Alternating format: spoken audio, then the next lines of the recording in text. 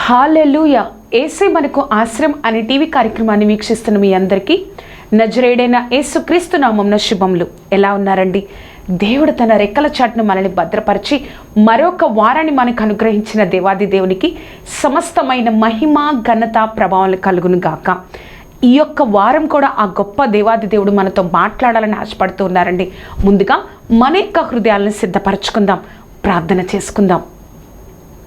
సర్వోన్నతుడా, సర్వాధికారి, సర్వశక్తిమంతుడా తండ్రి, నీ గొప్ప కృపా కాపుదల సన్నిధి తండ్రి, గత వారమంతా కాచి కాపాడి నిలబెట్టిన దేవాది దేవా, ఈ వారం కూడా తండ్రి ఎవరైతే నీ బిడ్డలైన వారి కార్యక్రమాన్ని చూస్తున్నారో నాతో మాతో అందరితో యొక్క ప్రభా నువ్వు మాట్లాడండి దేవా. ప్రతి ఒక్కరం నీ సన్నిధిని మేము అనుభవించాలి దేవా. ప్రభా ప్రతిదీ నీ యొక్క అధికారంలోనికి తీసుకోదేవా. సర్వశక్తిమంతుడ నీ కార్యాన్ని జరిగించండి పరిశుద్ధాత్మ దేవా. నీ గొప్ప కృపను అనుగ్రహించండి దేవాది దేవా. తండ్రి కేవలం నీ నామాన్ని మహిమపరచుకోనండి. నువ్వే సహాయంను దయచేయండి. నజరేయుడైన యేసుక్రీస్తు నామమున అడిగి వేడుకొంచున్నాము తండ్రి. Amen, amen, amen. ఈ వారం మన యొక్క వాక్య ప్రసంగ అంశంగా ఆదికాండము 12వ అధ్యాయము 1వ వచనం. ఆదికాండము 12వ అధ్యాయము 1వ వచనం. యెహోవా నీవు లేచి నీ దేశము నుండి, నీ బంధువుల యొద్ద నుండి, నీ తండ్రి ఇంటి నుండి బయలుదేరి నేను నీకు చూపించు దేశమునకు వెళ్ళము. మరొకసారి చదువుకుందామండి. యెహోవా నీవు లేచి నీ దేశము నుండి, నీ బంధువుల యొద్ద నుండి, నీ తండ్రి ఇంటి నుండి బయలుదేరి నేను నీకు చూపించు దేశమునకు వెళ్ళము. ఈ వారం మన యొక్క వాక్య ప్రసంగాంశంగా కోల్పోయిన వాటి గురించి బాధపడకు, దేవుడిచ్చేది బహు గొప్పది. కోల్పోయిన వాటి గురించి బాధపడకు, మనకి దేవుడు ఆయన చిత్తంలో ఇచ్చేది బహు గొప్పది. మనం చదివిన వాక్యంలో అబ్రహాముకు దేవుడు చెప్తాడు, అబ్రహాము నువ్వు నీ బంధువుల ఇంటికి, నీ స్నేహితుల ఇంటికి, నీ యొక్క దేశమును విడిచి వెళ్ళిపోవాలి. నేను ఏదైతే దేశాన్ని చూపిస్తానో ఆ దేశానికి నువ్వు వెళ్ళాలి అబ్రహాము అని చెప్పినప్పుడు ఆయన ఎంతగా ఏమి కోల్పోయాడు? నాన్న వారు ఎవరూ లేకుండా ఆయన వెళ్ళిపోవాలి, బంధువులు ఎవరూ లేకుండా ఆయన వెళ్ళిపోవాలి. తన ఉంటున్న స్థలంలో అనేక సౌకర్యాలు వదిలేసి ఎక్కడో భాష తెలియని, నాన్నవారు లేని మనం ఇప్పుడు ఈ కాలంలో అంటే ఎక్కడికన్నా వెళ్ళాలి అంటే ఆ ప్రాంతం ఎలా ఉంటుంది, ఏముంటుంది, ఎలా ఉంటుంది అన్నీ మనము జ్ఞానం కలిగి మనం తెలుసుకుంటాం. ఆ కాలంలో ఏమున్నాయండి? ఏమీ లేదు కదా. నువ్వు వెళ్ళు అనగానే తన సౌకర్యము, తన అవకాశాలన్నిటినీ వదులుకొని ఏం చేశాడు? అబ్రహాము వెళ్ళిపోయాడు. వెళ్ళిపోయినప్పుడు దేవుడు వదిలేశాడా? తను ఎంతగానో కోల్పోయాడు. తన తండ్రి, తన ఇంటి వారిని, తన బంధువులను, తన తండ్రి ఇంటిని అందరినీ కోల్పోయి వెళ్ళిపోయారు. కోల్పోయిన వాటికంటే దేవుడు అబ్రహాముకు ఇచ్చిన బహుమతి బహు గొప్పది కదా. అందుకే 12వ అధ్యాయము 2-3 వచనాల్లో మనం చూస్తే, నిన్ను గొప్ప జనముగా చేసి నిన్ను ఆశీర్వదించి నీ నామమును గొప్ప చేయుదును, నీవు ఆశీర్వాదకరంగా ఉండువు, నిన్ను ఆశీర్వదించు వారిని ఆశీర్వదించదును, నిన్ను దూషించు వారిని శపించెదరు, భూమి యొక్క సమస్తములు నీయందు ఆశీర్వదింపబడునని అబ్రహాముతో అనగా, ఏదైతే దేవుడు చెప్పి అక్కడ నుంచి తీసుకొచ్చారో ఆ ఆశీర్వాదం అంతా అబ్రహాముకు అనుగ్రహించారు. నువ్వు కూడా అనుకుంటావు కదా, నేను కూడా దేవుడు చెప్పింది, దేవుడు చిత్తానుసారంగా నా జీవితం జరుగుతుంది, దేవుడు చెప్పినట్లుగా వెళ్తున్నానే, కానీ చాలా కోల్పోతున్నానే, చాలా సౌకర్యాలన్నీ కోల్పోతున్నానే. అనేక మంది నాకన్నా వెనకున్న వారు, నాకన్నా చిన్నవారు, నాకన్నా వారు ఎంతగానో ఆశీర్వదింపబడుతున్నారే, నేను అనేక వాటిని కోల్పోతున్నాను. కానీ ఏంటి జరుగుతుంది అనుకుంటున్నావా? దేవుడు చెప్తున్న మాట ఏమిటి అంటే, నువ్వు కోల్పోయిన వాటి గురించి బాధపడద్దు. నేను చెప్పిన మాట విని నువ్వు చేస్తున్నావు, నా చిత్తానుసారంగా నువ్వు జీవిస్తున్నావు, కోల్పోయిన వాటి గురించి బాధపడద్దు. చివరికి దేవుడు అనుగ్రహించే ఆ గొప్ప బహుమతి కోసం నువ్వు నేను ఎదురు చూడాలి అని ఆ గొప్ప దేవాది దేవుడు నీతో నాతో చెప్తున్నారు కదా. మనం కోల్పోయిన వాటి గురించి ఆలోచిస్తూ ఉంటే గమ్యానికి చేరలేం. దేవుడు ఏ చిత్తంతో నన్ను పిలిచాడు, ఏ చిత్తంతో ఆయన ఉద్దేశాలు నా జీవితంలో ఉంచారో మనము వాటి మీద ఉంచకుండా అయ్యో నేను ఇది కోల్పోయానే, అది కోల్పోయానన్న అన్న నిరుత్సాహం, ఆ బాధ మన జీవితంలో ఉంటాయి. కానీ ఈరోజు మన దేవుడు చెప్తున్నారు, కోల్పోయిన వాటికంటే నీ సౌకర్యాలు కోల్పోయావా? నువ్వు నీ జీవితంలో అనేకమైన స్నేహితులను దూరంగా పెట్టేశావా? నేను దేవుడితో ఆత్మీయంగా ఉండాలని నేను ఎంత ఎంతగానో ప్రార్థనలో వాక్యంలో నువ్వు ఎదుగుతా ఉన్నావా? ఇంకా నా ఆశీర్వాదం లేదే. కోల్పోయిన వాటికంటే దేవుడు ఇచ్చే బహుమతి బహు గొప్పది. మన యొక్క వాక్య ప్రసంగాంశంలో అసలు కోల్పోయిన వాటిని దేవుడు ఎలా అనుగ్రహిస్తాడు, గొప్ప బహుమతి మన జీవితాలు ఎలా అనుగ్రహిస్తారో 3 పాయింట్లు మనం ఈరోజు నేర్చుకుందాం. మన యొక్క వాక్య ప్రసంగాంశం కోల్పోయిన వాటి కంటే దేవుడు ఇచ్చే బహుమానం బహు గొప్పది. మొట్టమొదటిగా, దేవుడు చెప్పింది చేయి, సమస్తాన్ని నీకు అనుగ్రహిస్తాడు. దేవుడు చెప్పింది చేయి, సమస్తాన్ని దేవుడు నీకు అనుగ్రహిస్తాడు. అవును కదా, మనం దేవుడు చెప్పింది చెప్పినట్లు చేయాలి. అబ్రహాముకి దేవుడు చెప్పాడు, నీ బంధువులను వదిలేయాలి, నీ ఇంటి వారిని వదిలేయాలి, నీ తండ్రి ఇంటిని వదిలేయాలి, నీ దేశాన్ని విడిచిపెట్టాలి అని చెప్పినప్పుడు చెప్పింది దేవుడు చెప్పినట్టుగా చేశారు. ఆ అబ్రహాముని దేవుడు వదిలేశారా అండి? మనకు అబ్రహాము యొక్క జీవిత చరిత్ర అంతా మనకి తెలుసు కదా. మనము కూడా మన జీవితాల్లో ఆయనకి తెలియనిది ఈ లోకంలో ఏదీ లేదు. ఆయన ఆజ్ఞ లేకుండా, ఆయనకు తెలియకుండా ఈ లోకంలో ఏమీ జరగదు. కాబట్టి దేవుడు చెప్పింది చెప్పినట్లుగా మనం చేయగలిగితే, దేవుడు చెప్పింది చెప్పినట్లుగా మనం ఈ లోకంలో ఉండగలిగితే దేవుడు సమస్తాన్ని మనకు అనుగ్రహిస్తారు. సమస్తాన్ని మనకు అనుగ్రహించి ఒక ఆశీర్వాదకరంగా నా జీవితాన్ని దేవుడు నిలబెడతారని ఈరోజు మాట్లాడుతున్నారు. కాబట్టి దేవుడు నీకు ఏదైతే చెప్తున్నారో దానిని నువ్వు లేటు చేయకుండా, దానిని నువ్వు ఇంకా ఆలోచించకుండా నువ్వు చేసినట్లయితే, అబ్రహాముకి దేవుడు 10 సార్లు పిలవలేదండి. అబ్రహామా, తండ్రి ఇంటిని, బంధువులను, నీ యొక్క దేశమును విడిచి రా అని ఒక్కసారి పిలిచాడు. ఆ మాటకు అబ్రహాము లోబడిపోయాడు. నీకు ఈ యొక్క కృపాకాలంలో దేవుడు నిన్ను పిలుస్తూనే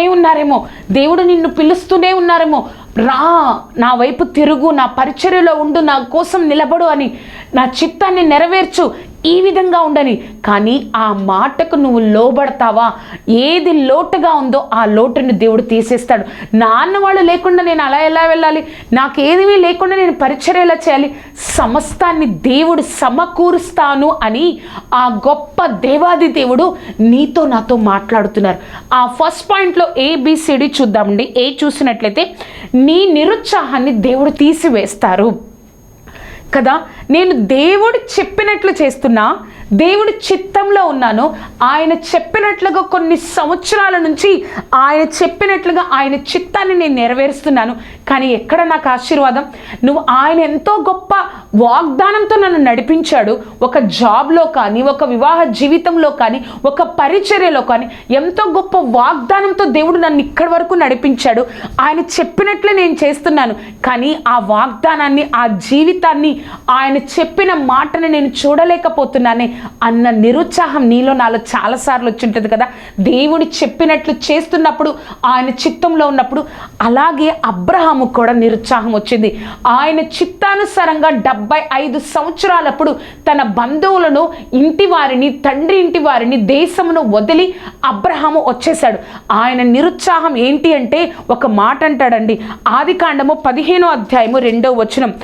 అందుకు అబ్రహాము, ప్రభువైన యెహోవా నాకేమిచ్చినానేమి? నేను సంతానము లేని వాడనే పోచున్నానే. ప్రభా, నాకేమిచ్చినానేమి? నువ్వేమన్నా నీ సంతానం వల్ల సమస్త దేశాలు ఆశీర్వదింపబడతాయి అన్నావు. నువ్వు నాకు ఎన్నో ఆశీర్వాదాలు ఇస్తున్నావు. ఎన్నో ఆశీర్వాదాలు ఇచ్చినా ఏంటయ్యా? ఆ ఆశీర్వాదం నెరవేరట్లేదుగా. నేను సంతానం లేకుండా పోతున్నానే కదా. మనలో దేవుని చిత్తాన్ని మనం నెరవేరుస్తూ ఉన్నప్పుడు, ఆయన చెప్పింది చెప్పినట్లుగా మనం చేస్తూ ఉన్నప్పుడు మనలో నిరుత్సాహం వస్తుంది. అబ్రహాములో ఈ నిరుత్సాహం వచ్చింది. ఆ నిరుత్సాహాన్ని దేవుడు తీసివేయలేదా? మనందరికీ తెలుసు. ఒక కుమారుడిని అనుగ్రహించాడు. ఆ కుమారుడి ద్వారా సమస్తమైన దేశాలు, కుమారుల ద్వారా, ఆ తరము ద్వారా అనేక మంది ఆశీర్వదింపబడలేదా? నువ్వు దేవుడు చెప్పింది నేను చేస్తున్నానే, ఆయనకి ఇష్టమైనట్లుగా, ఆయన చిత్తానుసారంగా నా జీవితం ఉందే అని నిరుత్సాహపడుతున్న నాకు ఆశీర్వాదం ఎప్పుడు, ఆ వాగ్దాన నెరవేర్పు ఎప్పుడు అని నువ్వు అనుకుంటున్నావేమో. ఆ నిరుత్సాహాన్ని తీసివేసి అబ్రహాము ఇస్సాకు పుట్టినప్పుడు ఏ విధంగా అయితే నవ్వు కలిగిందో అంత గొప్పగా నీ హృదయంలో ఎంతోగా ఆనందాన్ని, సంతోషాన్ని నీ జీవితంలో దేవుడు ఇవ్వగలరు. నిరుత్సాహపడొద్దు. నిరుత్సాహం వస్తుంది, కానీ ఆ యొక్క సమాధానం దేవుడు త్వరలో మనందరికీ అనుగ్రహిస్తాడని పూర్ణ నమ్మకంతో మనం ముందుకెళ్దాం. ఆ ఫస్ట్ పాయింట్లో B చూసినట్లయితే, నీ జీవితంలో సర్వశక్తి గల దేవుడని దేవుడు నిరూపించగలడు. నా జీవితంలో దేవుడు సర్వశక్తి గలవాడు. అబ్రహాము 75 సంవత్సరాల వయసులో బయటకు వచ్చేసాడు. దేవుడు చెప్పింది చెప్పినట్లుగా చేస్తూ బయటకు వచ్చాడు. కానీ కొన్ని సంవత్సరాల వరకు కుమారులు కలగలేదు. కొన్ని సంవత్సరాల వరకు తన యొక్క ఆశీర్వాదం నెరవేరబడలేదు. నేను నీ సంతాన్ని అభివృద్ధి చేస్తాను, ఆకాశ నక్షత్రాల వల్ల నీ సంతానం ఉంటారు, కానీ చేయలేదు. కానీ దేవుడు అబ్రహాము జీవితంలో ఏ విధంగా మాట్లాడుతున్నారు? 17వ అధ్యాయము 1-2 వచనాలు. ఆదికాండము 17వ అధ్యాయము 1-2 వచనాలు. యెహోవా అతనికి ప్రత్యక్షమై, నేను సర్వశక్తి గల దేవుడను, నా సన్నిధిని నడుచుచు నిందారహితుడవై ఉండుము. నేను సర్వశక్తి గల దేవుడును అని అబ్రహాము దేవుడితో మాట్లాడారు. ఆయన సమస్తాన్ని చెయ్యగలడు అని అబ్రహాము జీవితం ద్వారా ఈ లోకానికి చూపించారు కదా. నువ్వు కూడా అనుకుంటావు, అబ్రహాము 75 సంవత్సరాల వయసులో బయటకు వచ్చేసాడు, 99 సంవత్సరాల వయసులో దేవుడు ఈ మాట చెప్తున్నాడు, నేను సర్వశక్తి గల దేవుడునని. నీకు కూడా వాగ్దానం ఇచ్చి, నీకు నాకు దేవుడు వాగ్దానం ఇచ్చి కొన్ని సంవత్సరాలు అయిపోయిందేమో, కొన్ని రోజులు అయిపోయిందేమో. ఏం జరుగుతుంది? దేవుడు మన జీవితాల్లో నిరూపించడానికి సిద్ధంగా ఉన్నారు, నిరూపిస్తారు ఈ సంవత్సరంలో. సర్వశక్తి గల దేవుడని, ఆ సర్వశక్తి గల దేవుడని నిరూపిస్తాడు. కాబట్టి అబ్రహాముకి దేవుడు ఎలా చెప్పాడో, నిందారహితుడిగా నా సన్నిధిలో నడుచుకొనుమన్నట్లుగా మనము కూడా ఆయనకి మనకు ఏ పాపము, ఏ అవిధేయత అడ్డు లేకుండా ఆయన వైపు చూస్తూ మన జీవితాలు కొనసాగిద్దాం. ఆ ఫస్ట్ పాయింట్లో సి చూస్తే, నీ జీవితంలో అసాధ్యాలను సాధ్యం చేస్తారు. నమ్ముతున్నావా? నేను దేవుడి చిత్తానికి లోబడుతున్నాను, దేవుడు చెయ్యమంది నేను చేస్తున్నాను. ఏం జరుగుతుంది నా జీవితంలో? అందరి జీవితాలు ఎలా ఉన్నాయి, నా జీవితం ఎలా ఉంది అని అనిపించింది కదా నీకు నాకు. దేవుడు చెప్తా ఉన్నారు, అబ్రహాము 75 సంవత్సరాల వయసులో వెళ్ళిపోయాడు. ఆ యొక్క బంధువులను, స్నేహితులను వదిలి వెళ్ళిపోయారు. దేవుడు ఇచ్చిన మాట 75 సంవత్సరాలప్పుడు, నీ సంతానం వల్ల సమస్త దేశాలు ఆశీర్వదింపబడతాయి. 99 సంవత్సరాలు వచ్చే వరకు ఏ యొక్క వాగ్దానం నెరవేరలేదు. ఇంకా తనకి పిల్లలు పుట్టడం అసాధ్యం. దేవదూత 99వ సంవత్సరం వచ్చి అబ్రహాముతో చెప్పినప్పుడు అబ్రహాం ఏమన్నాడో తెలుసా? ఆదికాండము 17:17లో, అప్పుడు అబ్రహాము సాగిలపడి నవ్వి, 100 ఏళ్ల వానికి సంతానము కలుగునా, 90 ఏండ్ల శారా కనునా అని మనసులో అనుకొనెను. మనం అందరం అనుకుంటాం శారాని నమ్మలేదని. ముందు అబ్రహాము నమ్మలేదు. అది 17:17లో శారా నమ్మకపోవడాన్ని 18వ అధ్యాయంలో ఉంది. కానీ 17:17లో అబ్రహామే నవ్వాడు. కానీ అది అసాధ్యమని అబ్రహాము నమ్మాడు. కానీ దేవుడు చెప్పినట్లు చేశాడు కాబట్టి అసాధ్యము ఆయన కార్యాన్ని అబ్రహాము జీవితంలో దేవుడు సాధ్యం చేసి చూపించాడు.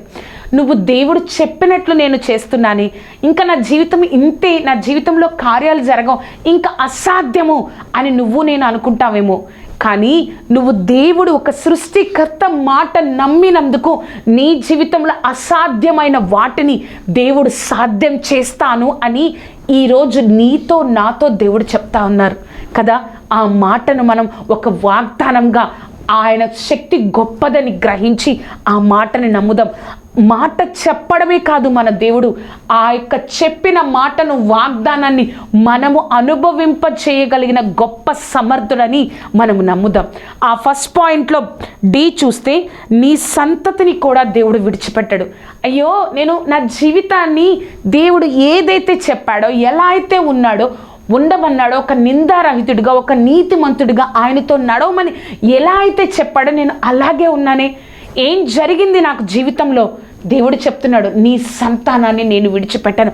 అబ్రహాముకి దేవుడు చెప్పాడు, అబ్రహమా నువ్వు వచ్చేయి, బంధువులను, ఇంటి వారిని, దేశాన్ని, తండ్రి ఇంటిని వదిలి వచ్చేయి. దేవుడు ఏం చెప్పాడో తెలుసా? నీ సంతతి వారు ఏ విధంగా ఉంటారని చెప్పారో తెలుసా? ఆదికాండము 15వ అధ్యాయము 13-14 వచనాలు. ఆయన, నీ సంతతి వారు తనది కాని పరదేశమందు నివసించి ఆ దేశము వారికి దాసులుగా ఉందరు. వారు 400 ఏండ్లు వీరిని శ్రమ పెట్టుదురు. వీరు ఎవరికి దాసులవుదురో ఆ జనములను నేనే తీర్పు తీర్చుదురు. తర్వాత వారు మిక్కిలి ఆస్తితో బయలుదేరి వచ్చెదరు. చూసారా, నీ సంతతి వారు ఇలా దాసులుగా ఉంటారు, కానీ నేను వాళ్ళకి నేనే తీర్పు తీస్తా. ఎందుకో తెలుసా? నువ్వు ఒక పునాది వేసావు కదా. ఏంటా పునాది? నా మాట చొప్పున చేసావు కదా. దానికోసం కొన్ని వందల సంవత్సరాల తర్వాత నీ సంతతి వారు పరదేశానికి బానిసలైపోతారు. కానీ ఆ బానిసలైన వారిని కూడా నేనే తీర్పు తీర్చి వారు బయటికి వచ్చేటప్పుడు మిక్కిలి ఆస్తితో బయటకు వస్తారు. అబ్రహాము చూసారా, దేవుడు చెప్పింది చేసినప్పుడు మనం అనేకమైన వాటిని కోల్పోతాం అనుకుంటాం, కానీ దేవుడు ఇచ్చే బహుమానం బహు గొప్పది. దేవుడు ఇచ్చే బహుమానం బహు గొప్పది. కాబట్టి ఆ విషయాన్ని నువ్వు నేను మర్చిపోకూడదు. నేను అనేకమైన వాటిని కోల్పోయానే. నేను నా తండ్రి ఇంటిని, నా బంధువులను, నా దేశాన్ని వదిలేసి వచ్చినప్పుడు నా సౌకర్యాలన్నీ పోయాయే. ప్రతి ప్రాంతానికి నేను వెళ్తూనే ఉన్నాను. జీవితాంతం ఒక్కొక్క ప్రాంతానికి నేను దేవుడు చెప్పినట్లుగా వెళ్తూనే ఉన్నానే అని అబ్రహాం అనుకోలే. అబ్రహాము ఆ మాట విన్నాడు కాబట్టే దేవుడి మాట కొన్ని వందల సంవత్సరాలు తన తరంలో తన కుటుంబంలో ఉన్న వారిని దేవుడు విడిచిపెట్టకుండా కొన్ని వందల సంవత్సరాల తర్వాత కూడా వారిని కాపాడుతూనే దేవుడు వచ్చారు కదా. కోల్పోయిన వాటిని గురించి ఆలోచించొద్దు. దేవుడిచ్చే బహుమానం బహు గొప్పది. అదే మనతో దేవుడు మాట్లాడుతున్నారు. మన యొక్క వాక్య ప్రసంగ అంశం, కోల్పోయిన వాటి గురించి భయపడకు, దేవుడు నీకు ఇచ్చేది బహు గొప్పది. వాటిలో మొట్టమొదటిగా దేవుడు చెప్పింది చెయ్యి, దేవుడు సమస్తాన్ని అనుగ్రహిస్తారు. రెండవదిగా దేవుడి చిత్తంలో ఉన్నప్పటి నుండి నాకన్నీ బాధలే కన్నీరే అని అనుకుంటున్నావు కదా. దేవుడి చిత్తంలో ఉన్నప్పటి నుండి, దేవుడి చిత్తాన్ని చేస్తున్నప్పటి నుండి, దేవుడి చిత్తంలో నేను ఉన్నానని తెలుసుకున్నప్పటి నుండి, ఆ మినిట్ నుండి నాకు అన్ని కష్టాలే, ఆ రోజు నుంచి నాకు అన్ని కష్టాలే, ఆ సంవత్సరం నుంచి నాకు అన్ని కష్టాలే అని అనుకుంటున్నావు కదా. అలా ఎప్పుడు అనుకోవద్దు. మొదటి సమూయేలు 16:13 దేవుడు సమూయేలుకి చెప్తారు, బెత్లెహేంలో ఉన్న యెషయా కుమారులో ఒకరిని నువ్వు రాజుగా అభిషేకించాలి ఇశ్రాయేల్ మీద, సౌలు తర్వాత అనినప్పుడు దేవుడు సమూయేలు చేత దావీదును అభిషేకిస్తారు. ఆ రోజు నుంచి అప్పటి వరకు మార్నింగ్ నుంచి వెళ్ళడం, గొర్రెల కాపరిగా ఉండడం అంతా సాఫీగా జరిగిపోతుంది. కానీ అప్పటి నుంచి దావీదుకు ప్రాణభయం. సౌలు విషపు చూపు చూస్తాడు, సౌలు ఎప్పుడు చంపుతామా అని చూస్తాడు. తల దాచుకోవడానికి కూడా దావీదుకు ఆ దేశంలో, తన ప్రాంతంలో స్థలము లేదు. భయము, ప్రాణభయము కదా. ఆ యొక్క దేవుడి చిత్తంలో ఉన్నప్పటి నుంచి దావీదుకి అంత భయమే. కానీ దేవుడు వదిలేశాడా? ఒక రాజు ఒక సామాన్యమైన వ్యక్తిని వెతుకుతున్నా కూడా తన చుట్టూ ఒక కాపుదలగా, దావీదు చుట్టూ ఒక కాపుదలగా దేవుడు ఉండి అతనికి కనబడకుండా ప్రాణాలతో రక్షించాడు కదా. మనం అనుకుంటాం, నేను దేవుని చిత్తాన్ని చేస్తున్నప్పటి నుంచి బాధలే, కన్నీళ్ళే, కష్టాలే, ఈ దుఃఖమే ఇంకా దిగజారిపోయింది నా పరిస్థితి కదా. కానీ నిన్ను బ్రతికిస్తున్నాడే, నిన్ను కాచి కాపాడుతున్నాడే, ఆ స్థితిని ఒక్కసారి జ్ఞాపకం చేసుకో. ఎన్నోసార్లు ఆ యొక్క దావీదు తన దేశంలో చెప్పులు లేకుండా, కుమారుడే ఎదురు తిరగడం వల్ల చెప్పులు లేకుండా వెళ్ళిపోయాడు. భయంకరమైన సిచ్యువేషన్ ఉంది, గుహలలో ఎక్కడెక్కడో తల దాచుకున్నాడు. కానీ దేవుడు కాపాడుతూనే ఉన్నాడు కదా. మనం కష్టాలే, బాధలే అంటున్నామా, కానీ దేవుడు నిన్ను కాపాడుతున్నారు కదా. ఆ విషయాన్ని బట్టి దేవుణ్ణి స్తుతించు. ఒక సమయం వస్తుంది, దావీదుని ఎలాగైతే కాపాడిన దేవుడు ఒక సింహాసనం మీద కూర్చోబెట్టాడో, నీ యొక్క ఆశీర్వాదాన్ని ఈ లోకానికి తెలిసేటట్లు దేవుడు చేస్తారు. సెకండ్ పాయింట్లో ABCD చూద్దామండి. ఏ చూసినట్లయితే దేవుడు నిన్ను ఆశీర్వదించడం కోసమే సిద్ధపరుస్తున్నారు. నమ్ముతావా? దావీదు ఆ యొక్క అన్నదమ్ములను చూడడం కోసం యుద్ధ భూమికి వస్తారు. ఫిలిస్తీన్లతో ఇశ్రాయేలుకి యుద్ధం జరుగుతూ ఉంది. ఆ ఫిలిస్తీన్లు గొల్యాతును ముందు పెట్టి ఎంతగానో ఇశ్రాయేల్ సైన్యాన్ని భయపెడుతూ ఉంటారు.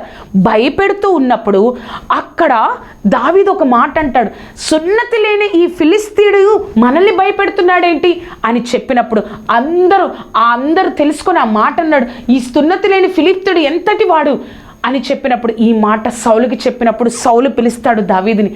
దావీదు, నువ్వు ఆ యొక్క ఫిలిస్తీన్లను చంపుతావా? అతడు బాల్యం నుండే యుద్ధ నేర్పరి, అతడు బాల్యం నుండే యుద్ధం ఎలా చేయాలో నేర్చుకున్నాడు. నువ్వు చిన్న బాలుడిగా ఉన్నావు, నీకు బలము లేదు అని రాజైన సౌలు దావీదుతో చెప్తుంటే దావీదు ఒక మాట అంటాడు, రాజా, నేను నా గొర్రెల కాపరిని, గొర్రెల మీదకి సింహము ఎలుకబండి వచ్చినప్పుడు నేను వాటిని విడిపించాను. అంతేకాదు, అవి విడిపించడమే కాదు, అవి నా మీదకి వచ్చినప్పుడు వాటిని చంపేశాను. అంటే దేవుడు గొల్యాతుని దావీదు చంపక ముందే అక్కడ సింహాల దగ్గర ట్రైనింగ్ ఇచ్చాడు, దేవుడు సిద్ధపరిచాడు. కాబట్టి ఎలా అయితే ఎలుకబండి సింహము చచ్చిపోయాయో ఈ యొక్క ఫిలిస్తీయుడు కూడా ఆ విధంగానే అవుతాడు ప్రభా అని తనలో విశ్వాసం కలిగేటట్లు దేవుడు సిద్ధపరిచాడు. దేవుడు నీకు ఆ యొక్క దేవుడి చిత్తాన్ని నెరవేర్చినప్పుడు ఏం జరుగుతుంది? దేవుడు నీ హృదయంలో ఆయన యందు విశ్వాసాన్ని సిద్ధపరుస్తారు. ఏ స్థితి అయినా నా దేవుడు చేయగలడు, ఏ పరిస్థితి అయినా నా దేవుడు ఎదుర్కోగలడు, ఏ పరిస్థితి అయినా నా దేవుడికి అసాధ్యమైనది ఏదీ లేదు అన్న విశ్వాసాన్ని నీ జీవితంలో దేవుడు కలిగించి ప్రతి ఒక్క స్థితిలో నీకు ముందుకెళ్తాడు. వెంటనే వచ్చేలేదండి దావీదు గొల్యాతు ముందుకి. అంతకంటే ముందు ఎలుకబంటిని, సింహాన్ని చంపే ఒక ధైర్యాన్ని దేవుడు దావీదుకి ఒక ట్రైనింగ్ లాగా ఆ యొక్క అడవిలో, అరణ్యంలో దేవుడు అనుగ్రహించాడు. నీ జీవితంలో కూడా దేవుడు ఇప్పుడు ఆ ఒక ట్రైనింగ్ పీరియడ్లో ఉన్నాలేమో, ఒక స్థితి వస్తుంది, నీ యొక్క విశ్వాసము, నీ యొక్క గొప్ప దేవుడు కార్యం చేసే స్థితి నీ జీవితంలో వస్తుంది. అప్పుడు నువ్వు ఆ యొక్క స్థితి వచ్చినప్పుడు దేవుడు ఇందుక నన్ను సిద్ధపరిచింది అని నువ్వే దేవుడికి స్తుతించే స్థితిలో దేవుడు నిన్ను ఉంచుతారు. ఆ సెకండ్ పాయింట్లో బి చూస్తే, నువ్వు ఎవరో లోకానికి తెలియచేస్తారు.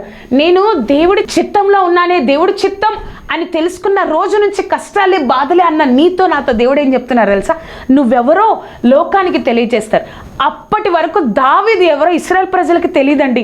ఓకే, దేవుడు చెప్పాడు ఒక సమూయేలుకు, నువ్వు యెష్షయా కుమారుల దగ్గరికి వెళ్ళు. సమూయేలుకు కూడా తెలియదు, ఎవరన్నా ఉన్నారా, కనిష్ఠుడు ఉన్నాడు అని అభిషేకించాడు. కానీ దావీదు ఎప్పుడైతే గొల్యాతును చంపాడో అక్కడ వాళ్ళందరికీ దావీదు పేరు తెలిసింది. అప్పటి వరకు ఒక సామాన్యమైన వ్యక్తి, కానీ అప్పటి తర్వాత దావీదుకు తెలిసింది. సౌలు 1000 మంది, దావీదు 10,000 మంది అని అక్కడ అందరూ ఆ యొక్క యెరూషలేము స్త్రీలు స్తుతించేటట్లు ప్రతి ఒక్కరికి దావీదు ఆ యొక్క పేరు తెలిసింది కదా. నువ్వు నేను కూడా అయ్యో దేవుడి చిత్తాన్ని తెలుసుకున్నప్పటి నుంచి నాకు కష్టాలే, కన్నీళ్ళే, బాధలే అనుకుంటున్నావేమో. ఒక సమయం వస్తుంది, నువ్వు ఎవరో ఈ లోకానికి ఆయన బిడ్డ, ఆయన సిద్ధపరిచిన బిడ్డ, ఇప్పటి వరకు సిద్ధపరిచిన లోకానికి నిన్ను చూపిస్తారు. ఇప్పటి వరకు ఎక్కడ మరుగై ఉన్నాడు, ఎక్కడ ఉన్నాడు?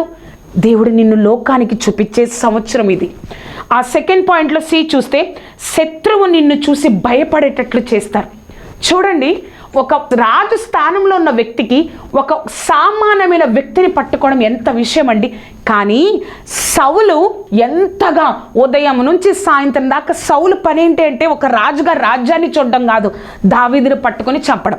అదే పని ఆయనకి కొన్ని సంవత్సరాల నుంచి రాజ్యంలో ఉన్నప్పుడు. కానీ అన్నిసార్లు తిరుగుతున్నా కూడా దావీదును కాపాడుతూ దేవుడు వచ్చాడు.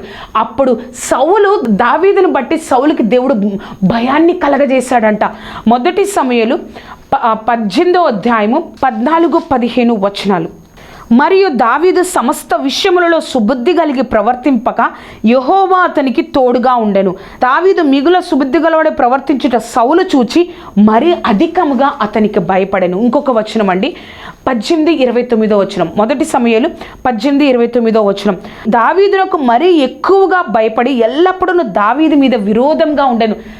ఎప్పుడు భయమే దావీదంటే ఎవరికి? సౌలుకి. ఎందుకో తెలుసా? ఆయన చిత్తంలో ఉన్నాడు, ఆయన చిత్తంలో వెళ్తూ ఉన్నాడు. కాబట్టి శత్రువుకి మనమంటే భయం కలిగేటట్లు దేవుడు చేస్తాడు. మనం శత్రువును చూసి భయపడకూడదు. నాతో ఉన్నాడు దేవుడు, ఆయన కార్యం చేస్తారు, ఆయన చూసుకుంటాడు అన్న నమ్మకం మన జీవితాల్లో ఉండాలి. ఆ సెకండ్ పాయింట్లో డి చూస్తే, నీ బాధ దేవుడికి తెలుసు, హెచ్చిస్తారు.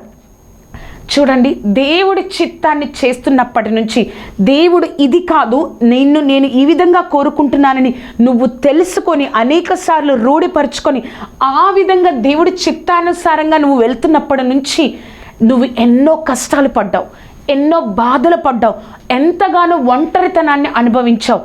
కానీ ఆ బాధ దేవుడికి తెలుసు, తప్పకుండా హెచ్చిస్తారు.